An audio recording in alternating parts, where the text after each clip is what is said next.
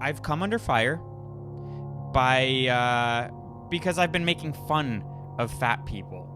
And I fluctuate with the things I like to harp on about, like the anti-porn stuff, the beef liver stuff, the not jerking off stuff, all that, right? And I kind of have been obsessed with making fun of fat people this past week because we gotta shame people. You know how they say not to judge? Judging is good. Shaming is good. It's how we can all hold each other accountable as a society. If you just want it to fuck off and live in the wild and live in a cabin and detach yourself from society, I then do whatever the fuck you want. But if I have to walk down the street and look at you and pay for your medical bills and all of that, then I have a problem with you. And so I've been making fun of fat people, and people have been DMing me what has caused this fat epidemic. And I said it's two things. It was the food pyramid in the 70s and feminism, both of those things. And they basically made it a new civil rights movement. You're born black, so I get that. I get if you're discriminated based on your skin color and you want to, you want to fix that sort of thing within society. But you're not born fat. You can be born chubby, a cute little chubby baby. You can. And it's cute then because you need it. You're a baby. You need to be a little bit chubby. It's like a little, it's a little bubble wrap of protection for you as a baby. But when you're older, you can't use that as a piece of your identity. It's like lesbians or gays when they make that their personality. Not only is that the most boring thing you could do, but you devalue yourself as a human being. You're more than just your sexual orientation, which you weren't born with, which was also nurture, not nature. So, fatness. We have become such a soft society that first of all, we made it a civil rights movement, which is fucking crazy. And also, we look at having to overcome things as a bad thing. You're a human. That's good. You're supposed to overcome things. You're supposed to better yourself. You're supposed to want to be better than you were the day before.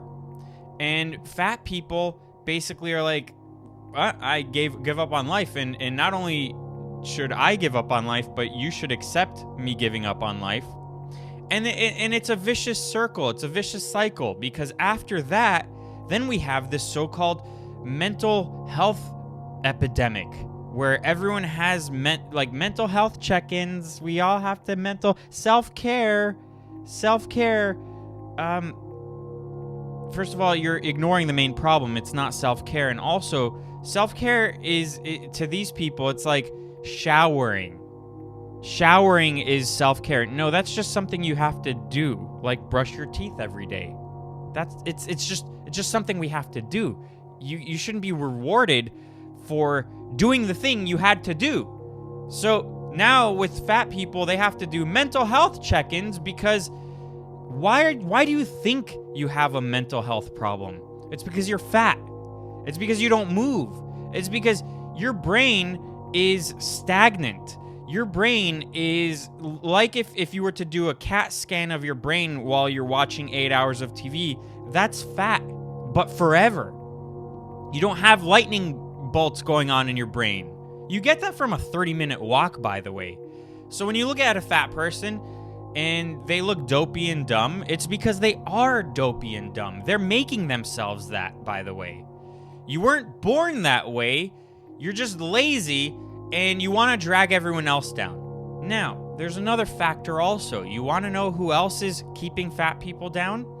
It's gays who say "Yas Queen Slay" because they probably laugh about it in private. And it's skinny women because they want to keep their competition down. I mean, I get it. I totally get it. But it's a little vindictive and cruel. I'm going to start off with, before I get to the fat shaming, because fat shaming works. It does work. Look, by the way, I'm a guy who, I go to the gym all the time. I feel like I've mentioned this before to you. Yeah, I do. I go to the gym all the time. And whenever I see a fat person come in, I don't instinctively want to make fun of them. I want to encourage them. I want them to keep coming back. I like seeing people transform and become healthy and become better people and become happier. And then they won't have to do mental health check-ins.